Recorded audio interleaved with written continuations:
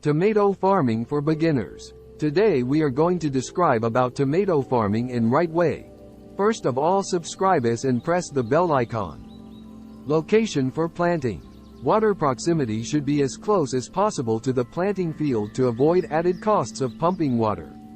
Although water tanks can be used, and this is specifically suitable when using a drip irrigation system. The previous crop planted. Tomatoes should not be planted immediately after potatoes or pepper, and a 3-month break should be observed. This is to minimize on the risk of diseases and reduce costs on disease management. Topology. Gently sloping land is best as it facilitates drainage during rainy periods, especially for open air method. Soil. The soil should be deep, well-drained loam. The soil should be prepared well and loosened and broken down well. The optimal pH for tomatoes is around 6-7.5. Soil analysis can be done to determine this and help you come up with the list of required fertilizer to prepare the land. If the pH is low, lime can be used to raise it, and if high, gypsum can be used to lower it. Nursery preparation. The nursery is prepared by raising soil around 15 centimeters high and leaving spaces for walkways of around 30 centimeters or more between beds. The soil should be fine and made up of small particles. This is to make it easier for the small seeds of tomatoes to break through. The seeds should not be buried deep into the soil but planted at a depth of around 1 centimeter. The tomato seeds should be covered just slightly with soil. Spacing between rows should be around 15 centimeters. To increase moisture level, mulch is to be added on the seedbed.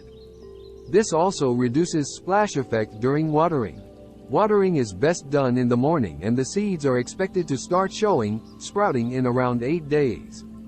The watering should continue until a week or 2 before transplanting, where it is reduced to harden off the seedlings.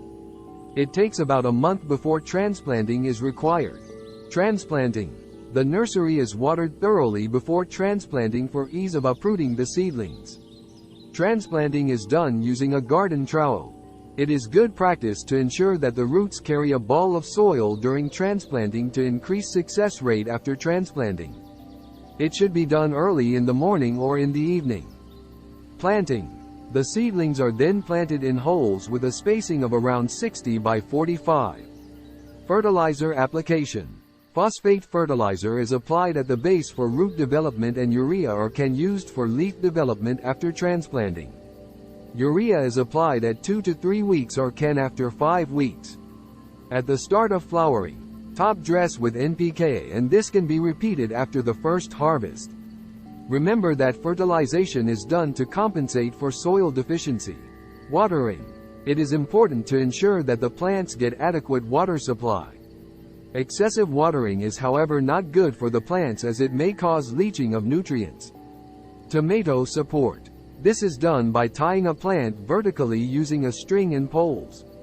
2 poles are connected using a wire and plants suspended using strings that are tied to it. This method increases the productivity of tomatoes. The plants grow vertically, having several fruit clusters along the stem.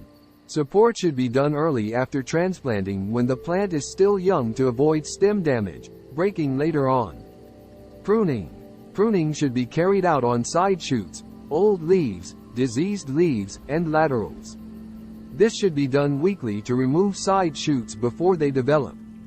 Remove suckers that grow on the joint between 2 branches. These suckers will never bear fruit but only take away energy from the plant. This can also be done on the other parts of the plant, but be cautious not to remove productive parts. As the plant begins to mature, the lower leaves will naturally begin to yellow and wilt. This is perfectly normal, so pull these from the plant when they appear. It will keep the plant fresh, looking good, and help ward off disease. Weeding. Weeding should be done regularly as weeds compete for nutrients with the plants. Harvesting. The tomatoes should be ready for harvesting as from the 70th day onwards, depending on the variety planted.